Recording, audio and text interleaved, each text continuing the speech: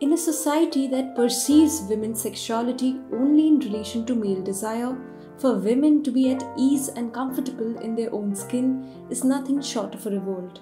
Today we are talking about a woman whose confident ownership of her sexuality was a blow to the patriarchal film industry. Let's take a look at the life and journey of South Indian superstar Silk Smitha. Silk Smitha was born Vijay Lakshmi Vadlapatla on December 2, 1960 in the town of Eluru in Andhra Pradesh. Owing to the financial crisis in her family, she attended school only till 4th standard. At the age of 14, Silk Smitha was forced to get married. The consequent suffocation which the marriage brought to her owing to the ill treatment by her husband made her break all ties and run away to Chennai, where she started living with her aunt. Silk Smitha worked as makeup artist and then went on to bag smaller roles in Malayalam films.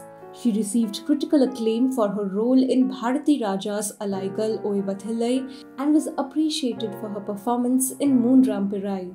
The turning point in her life came when she acted in Vinu Chakravarti's Vandi Chakram, which went on to become a huge hit and gave her the name Silk, which became her on-screen name and her brand.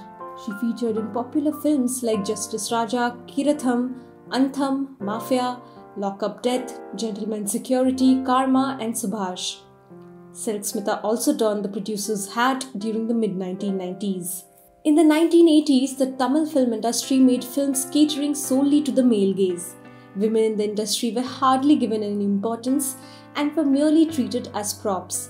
This was also the period when on-screen roles played by women were compartmentalized into binaries of the virtuous, chaste housewife and the dirty, seductive vamps. These binaries were essentially based on the caste of the female actors.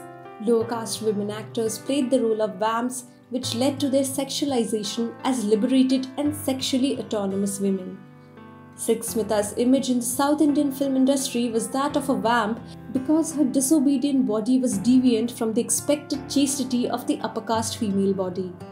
A closer look at Silk Smitha's life also reveals the harsh reality of sexual regulation of the Dalit-Bahujan woman who is purported to be more sexually liberated and has an agency of her own.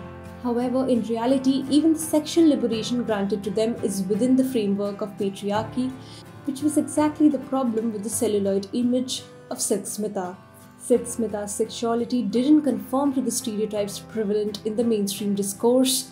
The highly sexist and patriarchal film industry, which had created her sexualized image, also mocked and insulted her by treating her like a mere object. However, she was a fearless woman who broke the mold and was comfortable in her body. She accepted that if she was portrayed and perceived as a sexual object, she would make that very aspect of her identity her biggest forte. She challenged the same patriarchy by owning her body and her sexuality. At a time when it was almost unheard of, Silk Smitha moved in with an already married doctor.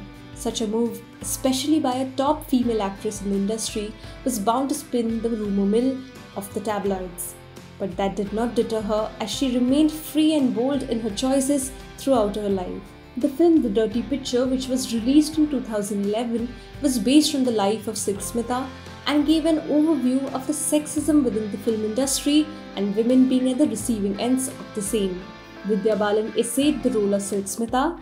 However, the film missed out on the aspect that her rise and fall also had a close association with her being a woman from the lower caste. Silk Smitha died by suicide on September 23, 1996 at a Chennai apartment at the age of 35. The insensitivity with which her suicide was discussed displayed the cruelty of sexism and male chauvinism that ran in the film industry. Silk Smitha's story had always been more than what meets the eye.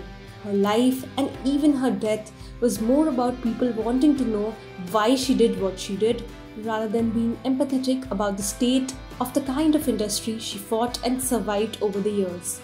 Silk Smitha exuded confidence, ambition and talent. Throughout her life, she tried to fight being trapped in a world of hypocrisy and male imagination and continued to remain unapologetic about her body even when she was being shunned for the same.